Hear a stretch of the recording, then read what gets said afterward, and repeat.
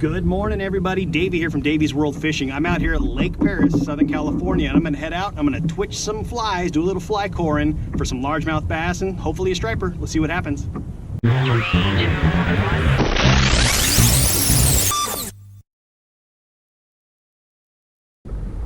Alright guys, so what I'm doing out here today is I'm doing some FlyCore fishing. That means I'm twitching a fly with lead core line. I'll put a link to some of the other FlyCore videos that I've done for some striper and stuff. I happen to be at Lake Perris in Southern California here. I know a couple buddies of mine got into a couple striper over the last couple weeks, so that's kind of what I'm looking for. But at this lake, you always got a really good chance of getting a nice largemouth bass on the FlyCore as well. So what I'm doing today is I'm starting to meter a bunch of fish down about 20 feet deep. So I'm dropping down 4 colors of lead core. It's generally about 5 feet of depth per color of lead core. I think I've got 27-pound lead core on this particular one here. And then I'm in about 25 to 30 feet of water. So I'm kind of adjusting up and down depending on where I'm metering those fish at. I'm pedaling along here on the Oldtown Bigwater 132 at about 2 miles per hour, anywhere between 1.8 2.2. That seems to be kind of the right zone, so when I twitch in that fly you get a nice little action. So what's happened, every time you twitch that fly, it's going to dart forward and then it's going to fall back. It'll fall down, it'll kind of fall up, but it's an erratic fall backwards. So that's kind of what you're looking for on the fly when you're twitching it. So you're just going to keep working it, keep working it.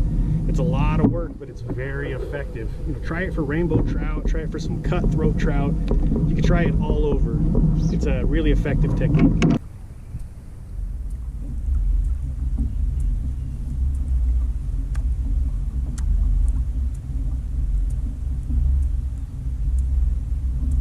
Now, as you're trolling along here and twitching for flies, you really do want to mind your depth. As I mentioned, I'm in that 25-foot to 30-foot range. And as I'm looking down at the fish finder here, I'm actually looking for structure as well. So I'm looking for brush, I'm looking for treetops, rocks, stumps. Out here, they've got all kinds of structure in this particular lake. So as I'm fishing in this 30 feet, 25 feet as it's bouncing around, I come across some structure that comes up to 20 feet. You want to keep that fly just above that structure, and it's basically the same with any bait that you're fishing, but on the fly especially, you want to keep it just above that structure. You don't want to get snagged up into the trees. You don't want to touch the trees because you know, lead core is expensive and you can break it off pretty easily as well. But you just get down there, I got my handful of line, and you're just twitching that bait. Right now it's just at about 20 feet. The water's at 25, and I got structure coming up to about 20 feet, 22 feet. So it's just above that, and it's just twitching. Let it sink back, twitch it forward. Let it sink back, twitch it forward. Just kind of keep that motion going, and eventually you're gonna get bit. All right, guys, first fish of the day. Been out here about an hour, made it around the island, and just working along the weed bed here. I don't think it's very big. Let's see what we got.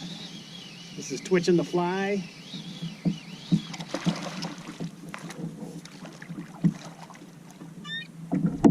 Little starter largemouth, not too bad. Take it.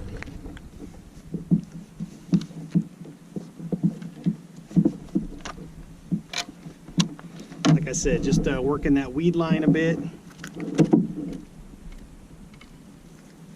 And chomped on that big old fly. Nice.